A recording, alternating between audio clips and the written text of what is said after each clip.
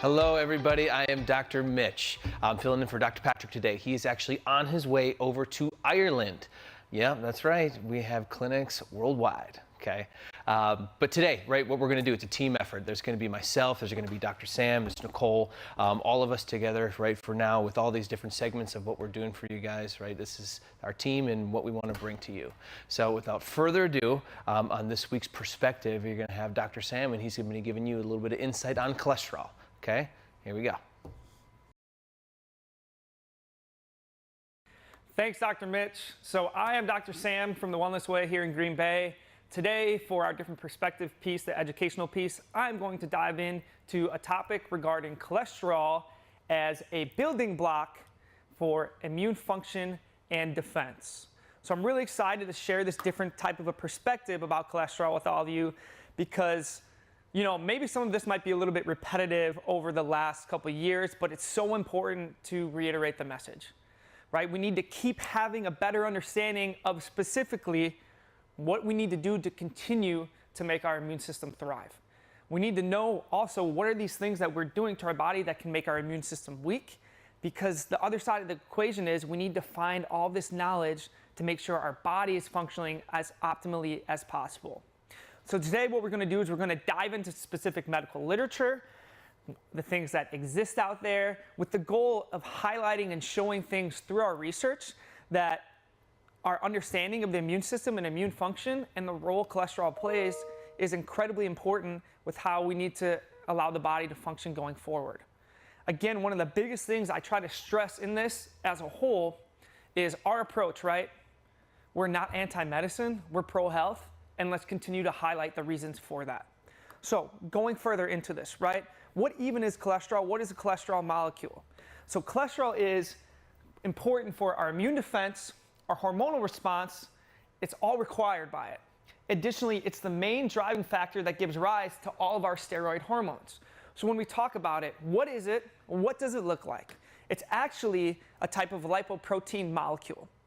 My key point I want you to take away with this molecule is it's not just strictly cholesterol, but it's a conjunction of a bunch of different things.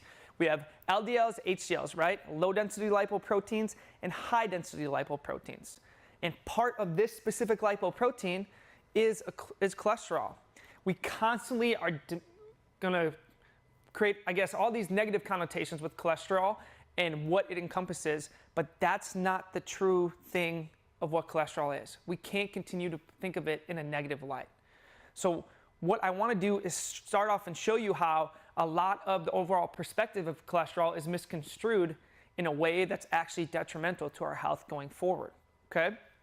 So as we talk about this, right, if you go to, let's see, this is the American Heart Association, and we talk about what cholesterol is. Cholesterol is a waxy substance that's not inherently bad in quotations. In fact, your body needs it to build cells.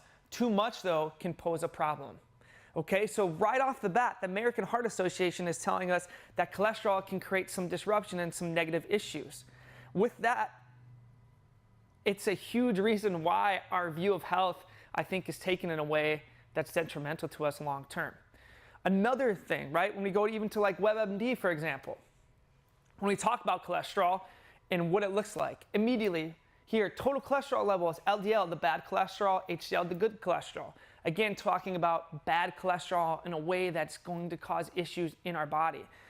We need to get away from this mindset altogether. It's why we continue to have an increasing rise of chronic disease in the US, in this nation. Worse health outcomes based on our perspective of not seeing the full picture, right? We can't continue to look at it as manipulating the body, but how about we look at it as trying to restore function? Additionally, going further, the National Institute of Health talks about cholesterol in a way of, again, giving these negative, bad connotations. High levels of bad LDL cholesterol cause plaque. It causes issues to build up in our blood vessels. This leads to heart attack, stroke, other problems. High levels of good HDL cholesterol may actually lower your risk for health problems. Again, all it talks about is what high levels of LDL do to cause damage in the body. Nothing about what low levels of LDL do to cause damage in the body. If you just simply even research cholesterol, for example, in a search bar, what are the first few things we see, okay? How can I reduce my cholesterol level? What are warning signs of high cholesterol? What foods cause high cholesterol? So simply, if we just put cholesterol in the search bar, what are things that we're going to see, right? First 4 things that are listed. How can I reduce my cholesterol level? What are the warning signs of high cholesterol? What foods cause high cholesterol? What is a normal high cholesterol level, right? Everything is talking about high cholesterol. It's all bad. We're constantly being programmed that high is bad and low is good. Again, this is what's contributing to our rate of chronic disease processes in the body. So from here, what I want to do is dive into more of the research, talk more about the specific science with the goal of providing knowledge that in actuality, if things are bad, lowering it is not always the answer. Again, the whole goal of all this is to restore health, not to manipulate it. So going further, right, when we talk even Harvard Health, Harvard Medical School, how is cholesterol made? Cholesterol production in our body. Only about 20% of cholesterol in your bloodstream comes from the food you eat. Your body makes the rest. Cholesterol has a bad reputation thanks to its well-known role in promoting heart disease. However, the role of cholesterol in your body is not all negative, right? There's even some newer research that even suggests that 20% of cholesterol, saying that it comes from what we eat, it could be only about 10%, right? That means your body makes roughly 90% of it. Okay? Cholesterol is vital to our health. It's vital to our well-being. Every single cell in our body requires it. They all need it. It's such an integral part of all of our body functions. Really, in actuality, saying that, how can cholesterol be so inherently bad if our body makes 90% of it? Looking at that further, when we talk about what are the solutions when cholesterol is high, what do we want to do, right? This is again from the National Institute of Health. Medicine, right? Let's give a statin right away. That's the answer. Give all these different types of medications. Description of this states that these statins don't typically cause side effects, usually, right? But it can lead to liver issues. It can contribute to increasing diabetic symptoms. It can cause joint pain. And then additionally, it goes down here and talks about what if you have this medicine to treat family like hereditary hypercholesterolemia. Again, I'm not the first one to repeat this or say this, but it's so true.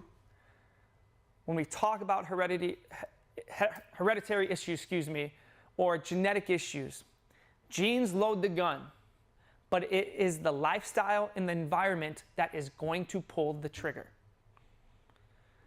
What we do with our bodies, how we nourish our bodies, how we support our bodies, how we listen to how the body is communicating to us is so crucially important to your health. You're not genetically predisposed from all this damage, right? Of course, there's these different things and different layers where there are genetic modifications, but how do you adapt in that environment to lead a life of health is incredibly important. Going further, right, when we talk about statins, okay? This study was done by the Journal of Internal Medicine. Effect of statin treatment versus usual care on primary cardiovascular prevention among older adults. What they found, right? No benefit was found when pravastatin was given for primary prevention to older adults with hyperlipidemia and hypertension. So if you want to talk about the efficacious studies of statins and their effect with cholesterol, there's not a ton of benefit based on what the research is sharing with us, right? So going further with that, an additional study looked at statins and their efficacy and what they do to provide with overall health and bodily function, okay? In here, highlighted, right? For half a century, a high level of total cholesterol or low-density lipoprotein cholesterol has been considered to be the major cause of arteriosclerosis and cardiovascular disease. Statin treatment has widely been promoted for that type of prevention. However, there is an increasing understanding the mechanisms are more complicated, and statin treatment, in particular, used as a primary prevention, is of doubtful benefit. Okay? The medical research, right? It's in the data, it's in the research. It's not lying. So we have to look at that a little bit further and shift that perspective when we talk about health in that way. So what if we talk about what does cholesterol do for us hormonally, or what effect do some of these medications or interactions cause? Another additional study done. looking at hormones, right? Cholesterol, a gatekeeper of male infertility. Or talking about higher testosterone levels and their association with cardiovascular disease and vice versa. One study has suggested males on statins have reduced levels of testosterone. This makes sense when you talk about physiology and biochemically, because what a statin does, it inhibits one of our rate-limiting enzymes. If you want to get super nerdy right now, it's called HMG-CoA. HMG-CoA reductase specifically, right? What it will do, manually lower our overall cholesterol level, which deprives all of these cells of these precursors the body needs to create hormones like testosterone. Additionally, this article from Frontiers in Endocrinology, this is from 2018 even. Male fertility disorders represent serious health problems in nearly 30 to 40% of cases, and they say the causes remain unknown. Specifically, cholesterol homeostasis is crucial for testicular function. I know Doc has talked a lot about male hormone health, right? So steroidogenesis, Sertoli cell function, germ cell differentiation, all these essential things and metabolic pathways the body goes through to produce hormone are affected from how much cholesterol production our body creates. Altering that can affect reproductive function and essentially be a precursor to lead to male infertility, based on a lot of the studies and the science that we've found. Going further, right, when we talk about lowering testosterone, or excuse me, lowering cholesterol even, there's an article now that came out that said when we lower testosterone, we increase cardiovascular risk. So in that, right, our whole benefit now, our whole thought process about lowering cholesterol with statins to decrease cardiovascular risk is going to decrease our testosterone production, but now we're welcoming lower testosterone as an increased risk for cardiovascular disease. It's kind of inverse, right? It doesn't make sense. So when we look at this and we see this science and we see this data, we have to understand there has to be a better way. Has to. We have to continually ask and try to listen to what our body is telling us. Doing that, we need to support it rather than continue to try to manipulate it. Okay? Why it's so important as we look in this. This is called your steroid hormone pathway, okay? Everyone has this. We have constantly been programmed cholesterol is negative. It's such a bad guy. That's not true. In this steroid hormone pathway, the main precursor, the one at the top that gives rise to everything else, is our cholesterol, right here, okay? It's not just in testosterone though, ladies. You have 14 estrogen metabolite hormones, and guess where they're all created from? Cholesterol, right here. So this thinking that cholesterol is bad hormonally or it's bad from a cardiovascular standpoint needs to switch. We need to also talk about then, right, cholesterol is a building block for immune defense and immune function, especially with the landscape of what the world's been like the last couple of years. If anything, this has highlighted there has to be a need for a better understanding of immune system and immune response. So we have to apply it in that way. So when we talk about immune function, for example, this study was talking about how low LDL cholesterol increases risk of fever, sepsis, and malignancy. Lower cholesterol in some makes us more susceptible to infection, cancer, and all these other disease comorbidities. That continues to raise more questions. So with that, when we lower cholesterol, it makes us more susceptible to immune compromise, immune dysfunction. That question that's going to raise is, what is the price we want to pay with lowering our levels of cholesterol to try to see if our body is going to be overall healthy? If we know what normal is, we can have a defense that works on both sides of the body without sacrificing something either way. This is a great research article to raise that question.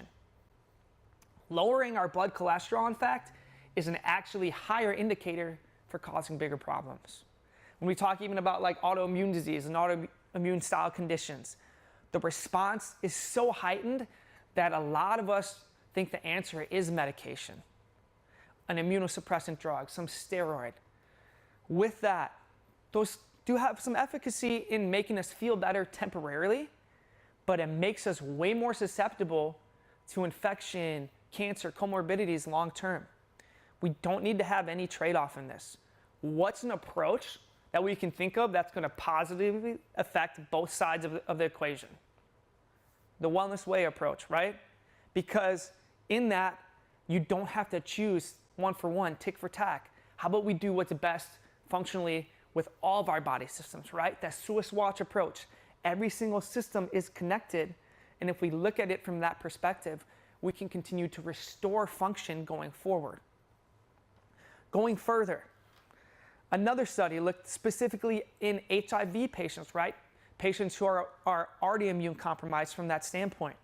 Hypocholesterolemia is associated with immune dysfunction in early human immunodeficiency virus 1 infection. So immune dysfunction with low cholesterol levels is associated with early infection in HIV patients. Immune system can't do its job when our blood cholesterol is too low. High cholesterol can indeed protect against infection, arteriosclerosis even from this study. Part of that defense against infections, if we can understand what the body is doing, then we can embrace cholesterol while defending against heart disease and immune system viruses all in one. If there's still hope in something I can do, if you're looking at something and you want to have a different perspective or a different way, you have to constantly ask, are you trying to force physiology or are you trying to support physiology? In order to even restore normal, we have to know point blank what normal even is. So how does our immune system continue to respond, right? Another study done looked at overall immune function and where high cholesterol can protect against infection, can protect against arteriosclerosis. Kind of inverse of what some of the traditional statements or things that we research are found.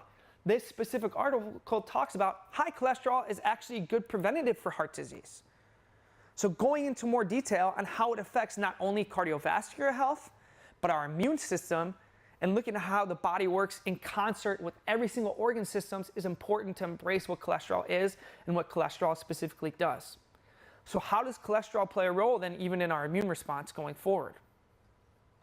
That's what I want to get into here in this next slide. In order to restore normal, we need to know what normal is.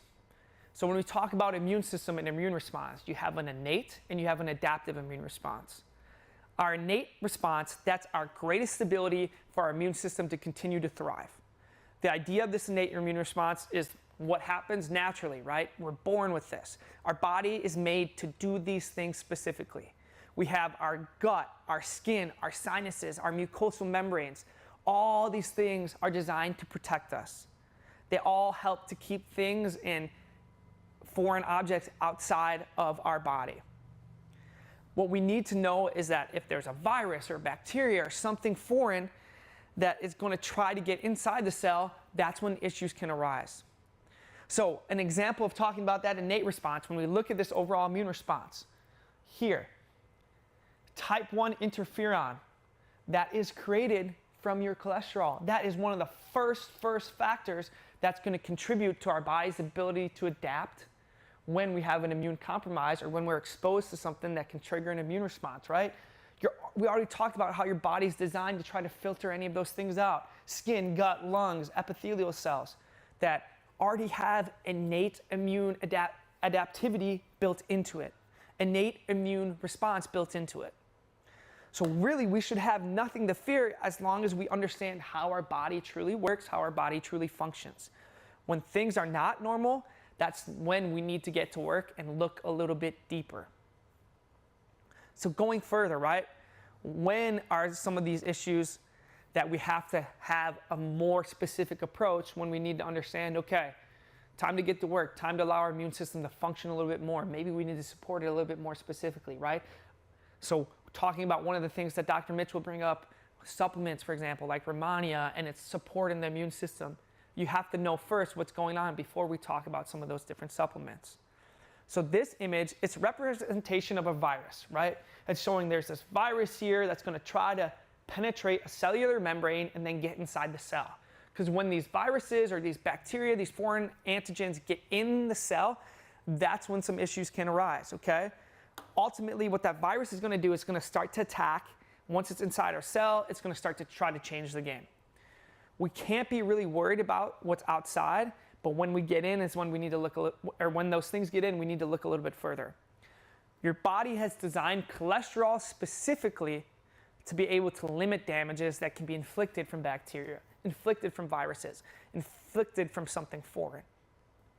So talking about that and immune function and what cholesterol's role is when we talk about that phospholipid bilayer or those membranes. Cholesterol specifically is designed in the body to limit any potential damage. It's created in this phospholipid bilayer. If you look here, cholesterol is within this phospholipid bilayer, the first line of defense in that innate immune response. It's structured specifically to protect us from the outside world, the outside environment. That cellular membrane is fat with cholesterol being part of that initial barrier. The integrity of that bilayer is constructed to specifically protect us from the outside environment. The fat bilayer is specifically here to work kind of as a gatekeeper to keep things in and out. So let's say something does get across that bilayer. Let's say something does happen to sneak in. What occurs next? Your body is smart, right? Your body doesn't make mistakes, as we talk about. There's certain instances when we just need to support it in a little bit of a better fashion. Talking about immune function with that, what happens if something gets in? You have what are called lipid rafts, okay? They act as these gatekeepers. They're like the bouncers at the club, right? Lipid rafts and pathogens, the art of deception and exploitation. Lipid rafts are solid regions of the plasma membrane enriched in cholesterol that are essential parts of a cell. Functionally, they present a platform that facilitates interaction of cells with the outside world. Okay? It is made of cholesterol. Lipid rafts are specifically made from cholesterol to act as that gatekeeper to allow things in or allow things out. Either way, they'll help to block things from bypassing in specific directions. The solid regions on this membrane of a cell enriched with cholesterol are full of these lipid rafts to help be that filtration system, help be that gatekeeping system. When things still get in, what occurs next, right? How is cholesterol incorporating more of a building block for defense in your immune function? You have that protein, right? We talked about it, type 1 interferon. Interferon-inducible protein inhibits influenza virus, okay? If a virus gets in the body and it bypasses our barrier defense, it's going to get in through our skin, into our sinuses, into those mucosal membranes. So when that happens and that virus gets in, it can replicate. It can increase infection mechanisms. Basically what type 1 interferon does, it's released in response to this virus being in the cell. It's going to send a distress signal, sound alarm to communicate all these other cells in our body to tell us we're under attack, right? We need to recruit troops. We need to recruit support. So the body can sense these infectious agents that enter in the cells and sound an alarm, sound a distress signal. It's going to also start to shut down these lipid rafts and make sure these gates are on lockdown, right? So a great example of this, when we talk about that, basically we're pushing this button. We're pushing this button right here that's going to lock everything down, sound the alarms, right? Then with that, it's also going to lock down those lipid rafts. Like if anyone has seen that movie with Jodie Foster, Panic Room. Someone enters the house, right? Robbers, whatever. She takes herself and her daughter, puts them in this panic room to block every entrance in and out of the house, make sure they're protected. Your body does this naturally on its own with its own built-in immune response based on the communication between the lipid rafts and type 1 interferon. It is a legitimate immune response that's going to test your body to make sure it knows your immune system is adapting, knows that your innate immune response is as robust as possible. It's all part of that innate immune response. If you have a downed immune system, you need to figure that out to know, is your body as responsive as it can be? One of the best ways you can do that is get tested, right? Get an immune panel done through your Wellness Way doc, because it's going to tell you specifically, are your 5 lines of immune defense as robust as they can be? Going further, right, talking about that immune response and how the body is adapted in that.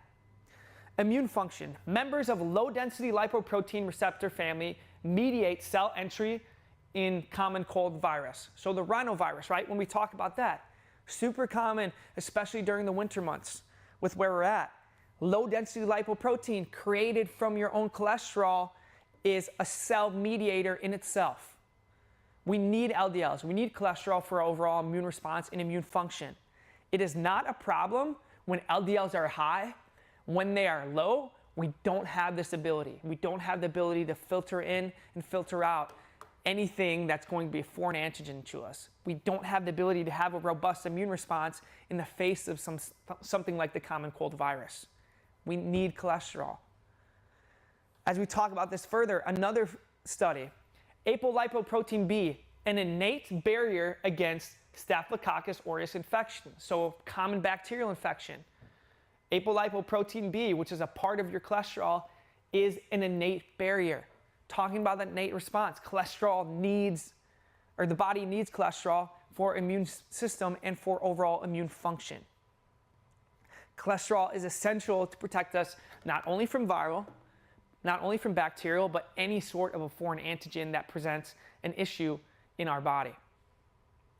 Additionally, another study, right? Lipemia of sepsis, triglyceride-rich lipoproteins as agents of innate immunity. Yet another study, some more medical research that shows these lipoproteins are essential for our innate immune response. If we need a robust immune system, we need ideal cholesterol levels, point blank. A further study of not only antibacterial, but again, further confirmation of antiviral properties. Lipoproteins account for part of the broad, nonspecific antiviral activity of human serum. What these LDLs do specifically is they're going to adhere and inactivate microorganisms, foreign antigens that get in the cells, that get in the body. LDLs float around your bloodstream, not wanting to cause heart disease, but support your overall immune response because that is their job. So when we talk about statins or different things that can lower our LDL levels, they end up causing more serious complications and make us more susceptible to immunosuppression rather than giving us a more robust immune response. Let's talk about basically what's happened in the last couple of years too, right? The British Medical Journal did a study where they looked at COVID-19 and its response in primary care, okay? With that, a lot of their research was detailing the role that cholesterol plays in this. There's much evidence that the explanation that low cholesterol predisposes us to infection because there is solid evidence that LDL partakes in the immune system by adhering to and inactivating almost all kinds of microorganisms and their toxic products. In accordance is a study of hospitalized patients with various types of infectious diseases where those with the lowest LDL levels had the largest risk of developing sepsis and other comorbidity and co-infectious agents. Seeing low cholesterol, you need to get tested.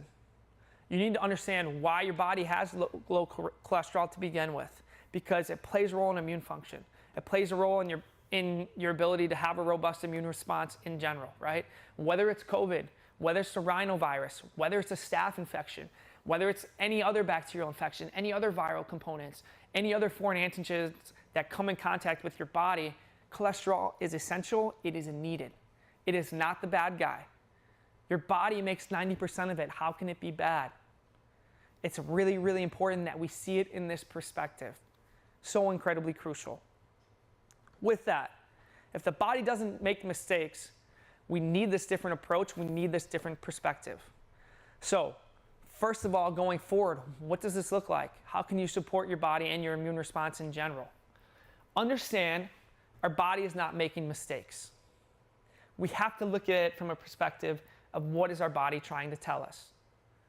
Additionally, you need to get tested, right? The immune system we talked about, that innate response is one singular small part in how your body is going to work and function. That said, we can't get in the way of that. How can you know if your immune system and your cholesterol levels are even strong? Test your body. See what's going on. Be proactive rather than reactive. If you don't get these things measured, then work on getting them measured. Whether it's an immune panel, whether it's looking at a lipid panel, whether it's getting a complete metabolic panel, a CBC, it's important to know what this whole picture looks like. Who are the clinicians that look at all these layers, look at how all these systems are connected? Go see your Wellness Way doctor. If you don't have one, go reach out to one. If you're sick and tired of being sick and tired, if you have a host of different disease processes, concerns about diabetes, concerns about cardiovascular disease, concerns about fatty liver, concerns about insulin resistance, concerns about hormones, concerns about low libido, figure out what the body is trying to tell you. Figure out what the body is trying to say, and you'll get an answer to how your body is functioning. We're a global company. There's clinics nationwide. Your health path is waiting for you. You just have to take the call to action. We are here. Reach out. If you know someone that benefits from this, reach out.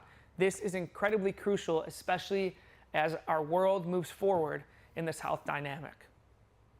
With that, guys, thank you for joining me with this educational section. I'm going to throw it back over to Dr. Mitch, and have a great rest of your Saturday.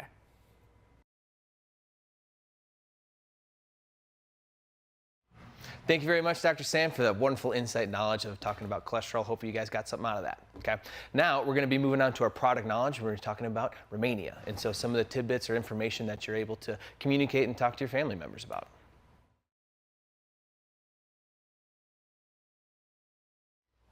All right, so talking about Rehmannia, right? What it does, what do we use it for, but also, right, you're not a Wellness Way doctor. So how are you going to convey and give you some of this information of what you need to your family? Now, some of the major things of what you use Rehmannia for is actually for autoimmune issues. It's a fantastic thing, and what it will do is actually help to suppress the autoantibody response, right? An autoantibody is your body's own immune system saying it's attacking its own tissue. So you want to suppress that, right, because that's making damage. So Rehmannia is actually going to help you do with that. Rehmannia also wonderful for helping adrenal gland. Rehmannia has a little bit of some adrenal stimulant. Okay, so it's going to help build, it's going to help work on getting some of that energy and getting some of that stuff boosted up for you. Okay, now one of the actually really neatest things about this and how this works with the immune system. Now, technically what Rehmannia does, okay, so it actually will elongate the length of your stem cells in your bone marrow. What does that mean? Every single white blood cell that you have is made and produced in your bone marrow. So with Rehmannia, what it does is it elongates the life of those stem cells. So technically, it has a little bit of some anti-aging property to it, right? Because the longer that a cell lives, right, the less replication that you have to go through, the longer that your body is going to not have any of that oxidative stress, and the longer those cells are going to live. So technically, right, it's keeping you alive longer. So has that anti-aging property to it. Now, technically, is it anti-aging? No. It's just helping your body and giving you the necessary things of what you need so that you can function appropriately. So how do you use a product like Rehmannia, right? This is not a, oh, just like I'm low in vitamin D and I need to take some of that, right? So one of the biggest things of what you actually need to use this for is to make sure that you're testing your body appropriately. If you have any type of autoimmune response, right? If you have thyroid antibodies, right? Or if you're dealing with lupus, or you have an ANA, right? If you have a specific testing marker that shows you that you're in some sort of autoimmune state, this is something that your body needs, okay? Now, again, testing adrenal gland, right? Understanding that that is a stimulant effect on there, right? Making sure you get a Dutch test done, right? Making sure that you may do a saliva test, right? Looking at some of that adrenal rhythm, because it's going to tell you that if this is something that's necessary for your body or not. Okay. Now, wonderful information, and hopefully you guys use this. But also, if you have any questions, right? We have a team, we have a group of people here. Feel free to reach out and give us any input that you have, because this is what we do. Some of our favorite things is actually just giving you some of the information so that you can use this and arm yourself with the knowledge and understanding so that you can take back your own health. Okay. Reach out, shoot us a message. Thanks. Now, moving on to next, we're going to be going through our hot topic. And this is something that actually myself and Nicole are going to be going through with you guys. And this is something that actually a lot of people are dealing with and not having a true understanding of what actually creates this and how this happens. And it's dealing with paralysis. And so we're going to bring up what happened with Justin Bieber on his Ramsay Hunt syndrome and his facial paralysis. But there's so many people that actually we've talked to that have had some sort of loss of function and some sort of paralysis that you're unable to do your normal daily life, which is absolutely incredibly frustrating to deal with. And heart goes out to you guys, right? But this is something that, again, hopefully there's some information and some understanding of what you can use to see how you can actually prevent some of this stuff happening in the future. Okay, so this topic, this hot topic of what we're going through is actually, it's our Now You Know segment. And so this is something that actually Nicole and I do every Thursday at 8 p.m. on our Green Bay page. So hopefully you guys enjoy the information, and we'll see you there.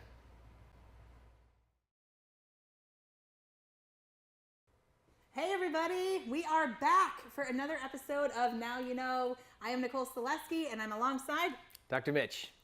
Dr. Mitch. And so we always kind of do our little introduction. Yeah, tell them who you are. So I'm a nurse practitioner in the Wellness Way, Green Bay. I am certified in reproductive endocrinology and infertility through the American Society of Reproductive Medicine, and currently getting my terrain-based approach to cancer certification. So love all things hormonal infertility Lots related. of letters. And I am Dr. Mitch of Green Bay office. Of the Green Bay office. Chiropractor. Chiropractor. And a big Justin Bieber fan. This is talking about this in topic today of, what is it, the Ramsay Hunt syndrome, right? But more importantly, I think what's more frustrating is for 3 years, we've had these tickets, and I have a 3-year-old, and we had daycare set up, and for 3 days, right, we were shipping her off to grandma and grandpa's, and we had this all planned out. We were going to drive down to Milwaukee. It was going to be a grand old time. And nope, like, do you know how frustrating it is when you have We have a very frustrated Mitch Sutton. I think you want to punch it out. Do you need to take some? You know, there's like, you getting away without your child is a very lovely time. And when you don't have that, sometimes it just is like, it's annoying. It's a new adjective for you. Usually he says a wonderful time. And it's going to be a wonderful time. We still shipped her out. And so we stayed out, and you know what we did was we literally just drove around in the car and blared Justin Bieber music and just jammed in the car driving around the city. Like, so if you can't see my summer fence, driving around, blaring music and screaming at the top of your lungs, next best thing? I love sitting in a car and singing the music.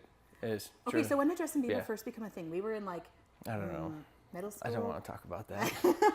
It was a while ago, but now he's like changed a lot. But he is one of, like, I know Dr. Flynn always says, like, he's like the one celebrity that didn't get away. Like, he didn't throw his life away. Like, he was still like kind of a stand-up guy. I appreciate the evolution of what he saw himself and what he was when he made mistakes, and like, okay, understanding that yes, maturity and growth and change and all those things are important, and I respect that, right? Like, so what's your favorite Justin Bieber song?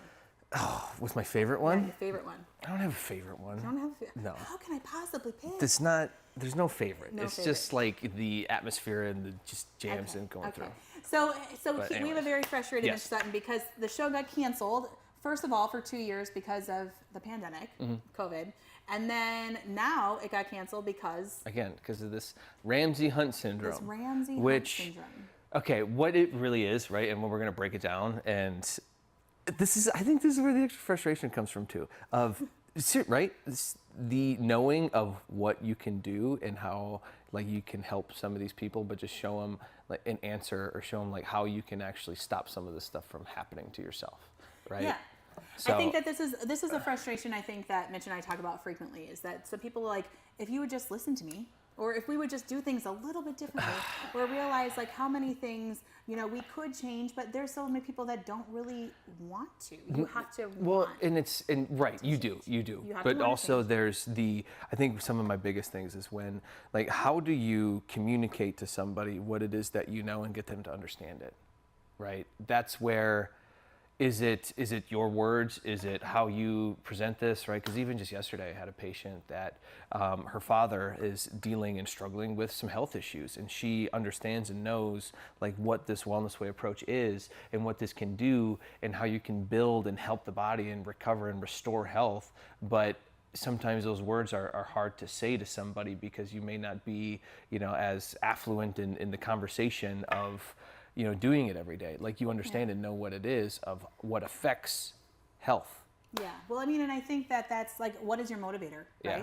Like, fear is a great motivator, right? So if someone all of a sudden goes to their doctor and they hear something funny with their heart, or they have heart palpitations, or like, oh my gosh, like, am I going to have a heart attack? And then so many people are like, okay, let's change. And maybe fear is fleeting, right? What we see a lot of time is fear might be able to get people in the door, but then eventually you'll be like, yeah, it's really not that big of a deal. Right. You know what I mean? And so maybe fear is a motivator. Maybe you had someone that you love that passed away from cancer, and you don't want to do that to your kids because your mom left you at a young age, or there's a lot of different things that are motivators. Maybe you're just sick of being sick, and you're just looking for something like that. And so I think that what's going to motivate you to keep going is when you can start to see some of those results. That's it. Your biggest tool against fear is just the understanding, right? Knowledge. The knowledge of it, right? You arming yourself with the tools and understanding to have that conversation in order to talk to any, if it's a parent, if it's a loved one, if it's a family member, friend, if it's a health provider that may think differently about the way that you do, right? As long as you have some of that understanding and that knowledge, you have that confidence to walk into a room and say, this is how this works and this is what I'm gonna do, and you can't tell me otherwise because you have literally witnessed it or have experienced it yourself.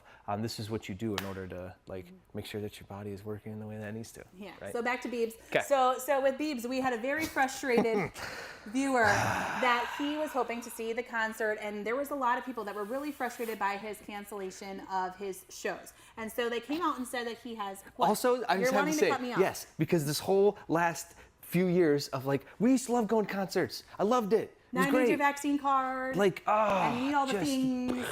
But yeah, so it's been frustrating because life just hasn't gotten back to normal. But Justin Bieber made a little announcement on his Instagram to kind of show that he was diagnosed with his Ramsay Hunt syndrome. We had to look it up. We weren't exactly sure what it was. But let's show you kind of from Biebs himself what he's been going through. Let's pull that up.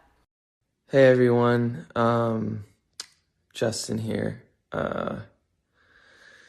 On my face. So for those who are frustrated by my cancellations of the next shows, I'm just physically obviously not capable of doing them. This is pretty serious, as you can see. I wish this wasn't the case, but obviously my body's telling me I gotta slow down, and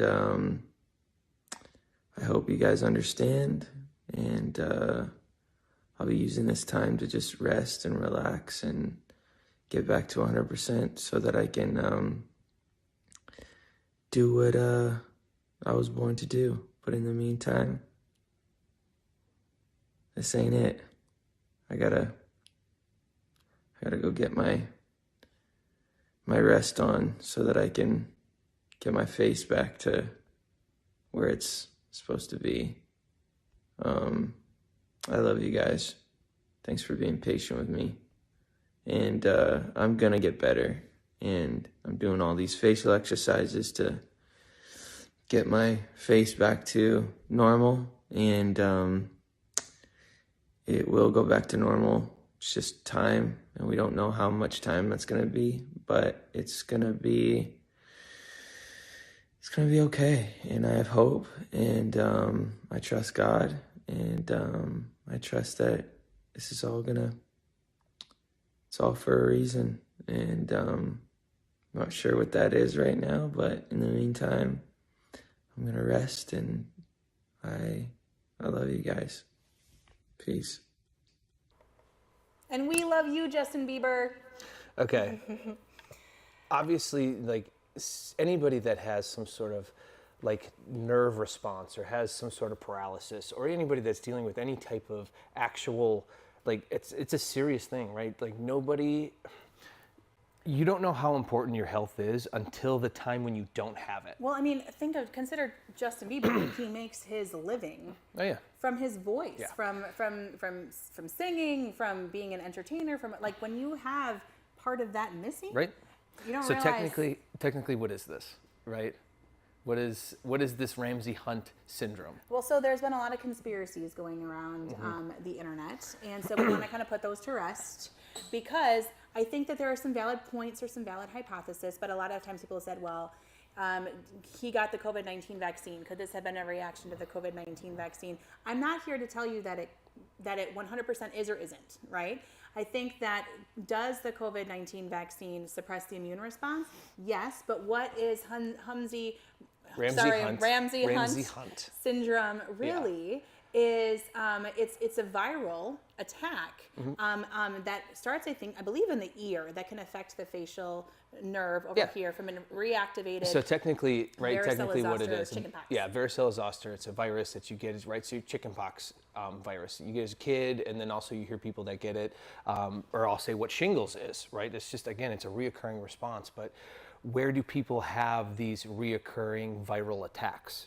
And you're right, and hit it is what are those things that are suppressing immune system, right? What is putting damage, what is putting inflammation, what is putting stress on your body that is not allowing your immune system to function in the way that it needs to? So it could have been any combination of things. I mean, could the vaccine have played a role? Yep, absolutely. Yeah. Could food allergies have played a role? Right. Yep, absolutely. I can't imagine the amount of stress he's in with all these thousands, millions of fans that can put all the stress on him, and I'm sure, it's, physically demanding and mentally demanding what he does every single day. Right. I'm sure that there's a stress response there, that I'm sure his cortisone ratio is all thrown off.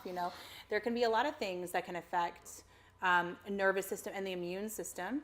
And we've said many times before, if your nervous system or your immune system are the sickest parts, you're going to be very sick. Yep. So those are always, right, the primary issues of things that are actually going on. Now, which is why we love our chiropractors. Oh, yeah. Because they care for the nervous system. Yeah. So talk about that. So if you had a Bieber come into you right today. If I had the old Biebs. He came in and he's just like, Dr. Mitch, I saw your Now You Know. I think you can help me. Yes. And he had this facial paralysis. First of all, is there something that because I honestly don't know. Is there something that you're thinking, like chiropractically? I mean, even just structurally, right? So a facial nerve it's a cranial nerve, and those are very special nerves. And so everything it's basically at the base of your brainstem right here, and where some of that stuff comes out. So structurally, we see if there's anything that needs to be opened up, or if there's an adhesion, or if there's something that's interfering with that, right? Okay. But now, that's the trauma aspect of this, right? When we go through, there's a 3T approach, right? There's traumas, toxins, thoughts. Now, what are some of the other things and those are all things that suppress immune system, that create inflammation on the body, right? That are damaging. Trauma, toxins, and thoughts. Yeah. For those people in the back, 3 T's: trauma, toxins, thoughts. Those are the 3 leading causes of inflammation. Yep. Which is leading cause for all disease. Any disease, right? And so that trauma, that's going to be the adjusting side of things, right? You break your arm, you get in a car crash, you hit something, right? You can throw some things off that doesn't allow that tissue to function in the way that it needs to, because the signal's not being sent. But also, is there something toxic inside the system that was put inside the body that is now creating damage or affecting that nerve? And that's very much what viruses do, right? They love nerve tissue. Why? A majority of your nervous system is made of fat, and so your body stores toxins that hold things inside fat cells. That's where you can see a lot of these, in not just chickenpox virus, but this is Epstein-Barr. This is all sorts of viruses that you get exposed to, and you're supposed to, right? You're supposed to get exposed to these viruses. Yeah. Right. But the difference between someone who gets exposed to them over and over again and just kind of boosts their immune system, and someone who gets knocked out or has a severe case of shingles or whatever has nothing to do with their vaccine status. No. It has everything to do with their immune system status, and that's something that we can measure with our immune panel. Right. We talked about and so many times when I've talked to people about, okay, why these issues come from, right? Why do somebody get reoccurring infections? Why do we get cancer? Why do we get these viral loads? Why do the things keep coming back? Because there's something specifically that's we've talked about this, it's called a CD4 cell, right? This is called your T helper. This is what coordinates your entire immune system on how to respond appropriately. Now, a chronic insult to the system weakens its protective value.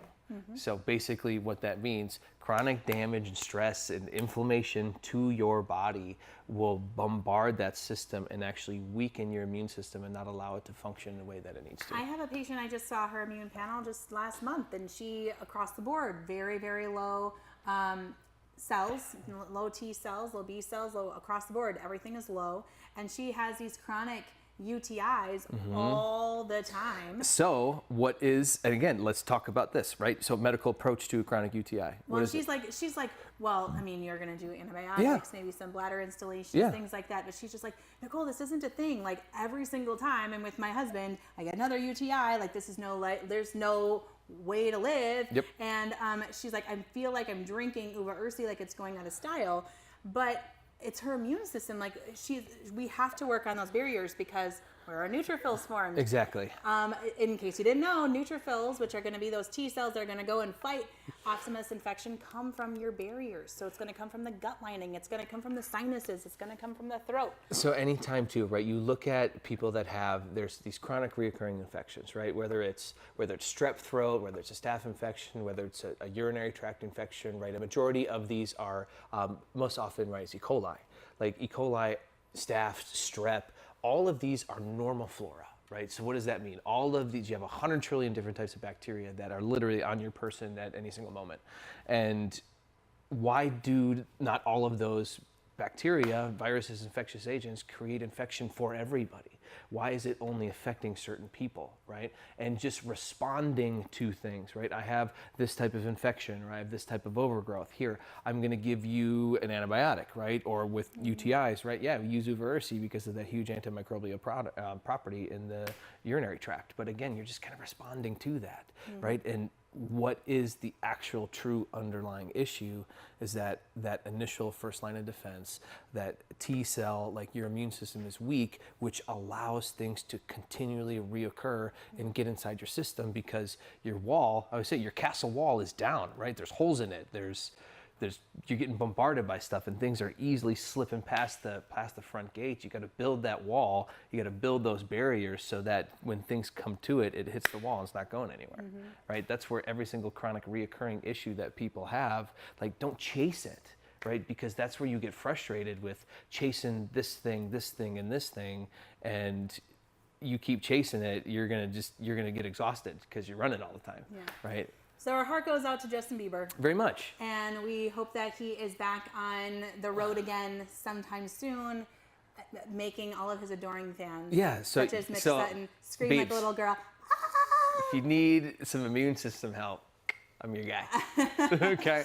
But that's where all of these come from, right? And it's just some of those simple things of. But you never know when your immune system is going to get hit just enough for the bucket to overflow, and then you're going to be laid out for a while. I know myself, that happened to me at one point where I literally couldn't get off the couch. Like I was bombarded with, it ended up being viruses. My viral panel was lit up like a Christmas tree.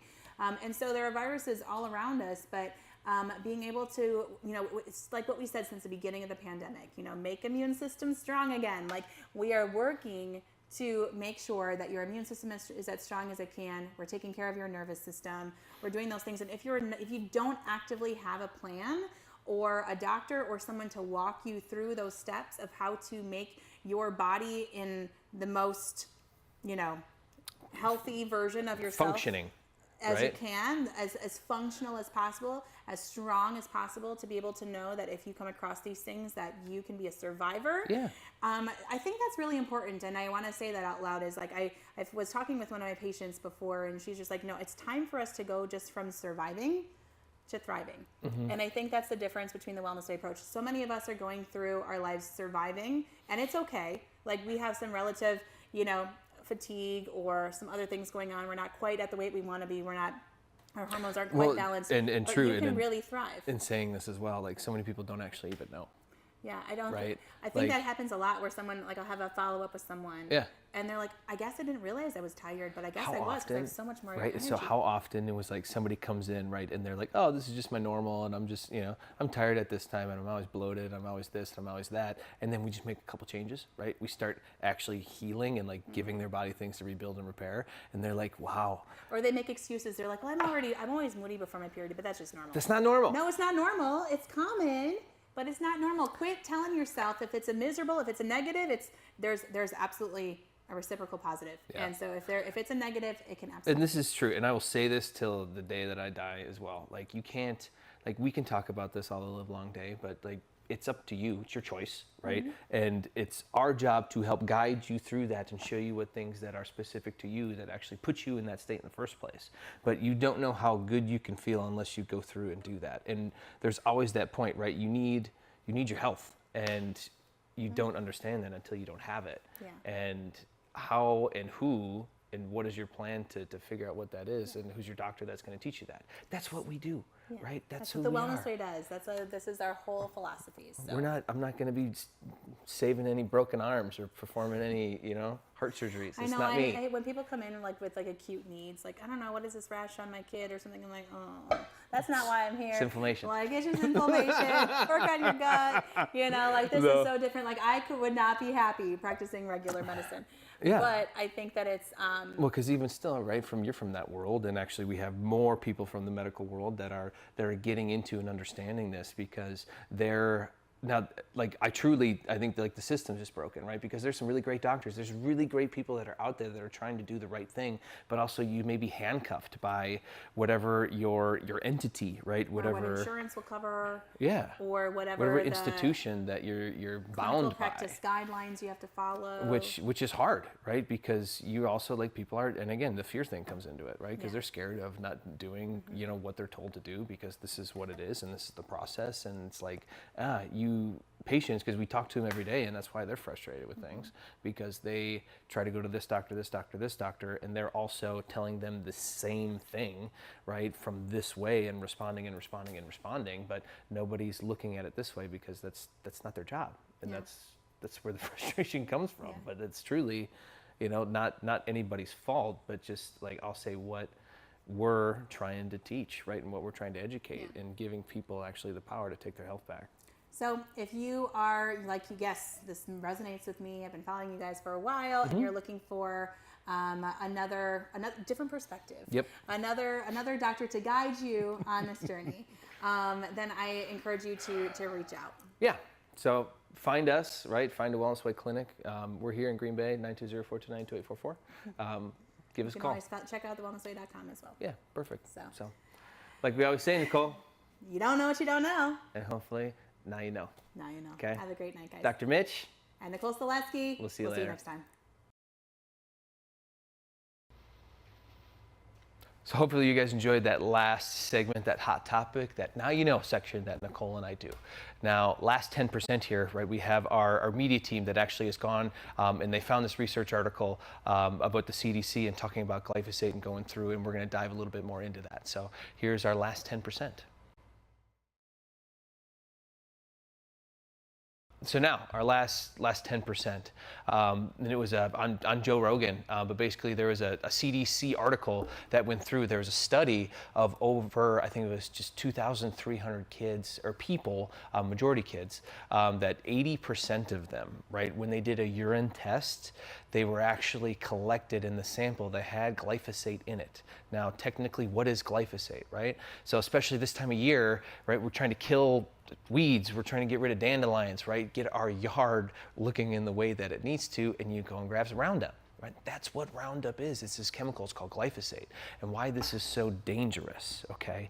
Now, a majority, they're actually linking this too, and there's also a big study on Monsanto and the whole thing of how this is actually linked to cancer.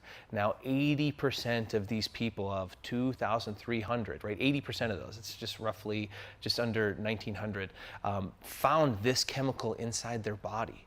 Now, what does this actually do, okay? Inside your body, this glyphosate, it's water soluble, so it's very dangerous. It gets inside your water supply, right? It gets in the groundwater, and every time that we're exposing our system to it, right, this is a scary thing, but majority of people have some sort of glyphosate toxicity because we can't get it out of the water cycle. We can't remove it from what we've done, and we're continuing to use more and more and more and more of it. And a majority of people now, even I'll say why kids are affected so much, is because you can't get it out and they're constantly getting exposed to it. Now, what does this technically do? Now, this glyphosate specifically can actually cross over into your blood-brain barrier. You don't want that. That's not a good thing. because once something passes through your blood-brain barrier, it can actually create a lot of toxicity, a lot of oxidative stress, a lot of inflammation inside that brain tissue. And once that happens, you actually have to get more white blood cells in order to get rid of and try and deal with that inflammation, which in turn, because some of those white blood cells aren't supposed to be there, right? But when they come in the system, you're actually creating more inflammation and you get stuck inside this vicious cycle. And this is where you can get a lot of neural inflammation. Now, why this is also linked to a lot of different cancers is because what it's actually doing to some of the bacteria inside your gut microbiome. Now, there are certain bacteria that create a byproduct, that create a nutrient that your body actually needs. Now, this is also, we can get into this, why food is nutrient deficient, because you get a majority of your nutrients from the bacteria that's actually in the soil. And so you're using this Roundup, right? You're using these herbicides, you're using these pesticides, you're using glyphosate, you're killing the bacteria, you're killing the topsoil. But that's where all of that nutrient actually gets inside the soil. So you get rid of the nutrient, then the food that grows there, it's not going to have any nutrients in it, right? And that's where you're not getting the proper things that your body needs to function biochemically. Now, if that directly gets inside your system, that's also affecting your gut microbiome, and it's also affecting the bacteria inside your GI. Now, some of that bacteria is what your body uses. I'll say the nutrient from that bacteria is what your body uses to actually eliminate toxins, right? To eliminate and to make sure that hormone is actually moving through your system in the way that it needs to. Now, one of the biggest things that happens, right? Your body's always bombarded by toxins. You always have stuff going through, and your body's designed to eliminate it. Now, if that mechanism of how your elimination process isn't working because we don't have the proper nutrients in order for that to move through, that toxicity is going to keep circulating through your system. That's not a good thing, because when you have a carcinogen, right, when you have something toxic inside your system, that's what creates cancer, right? If your body's not able to move that stuff through, then that's where we're going to have problems. Now, the study is a scary thing. And this information that we're talking about, right, it's not a joking matter. This is a serious thing. So be careful, right, and be wary when you're out and you're trying to make sure that your yard looks the way that it needs to, and getting rid of weeds and dandelions, and you're ready to just grab that Roundup because it's there and that's what we've been told to do. But what is that doing long term? And the amount of what we're using is slowly killing us. Be careful, okay? Make sure that you understand what's going on, that you do your own research, that you look at the things, and that you question, even question us, right? Question everybody. Make sure that you have the information of what you need and it makes sense to you, okay? That's what we got for you guys today, right? Thank you very much for tuning in for a different perspective this week. And like I always say, you don't know what you don't know. And hopefully today you know a little bit more. I'm Dr. Mitch. We'll see you guys later. Hey, thank you for watching. Make sure to subscribe to this channel so you don't miss a single video or live stream. Also, share this video with a friend. Once again, thank you for watching.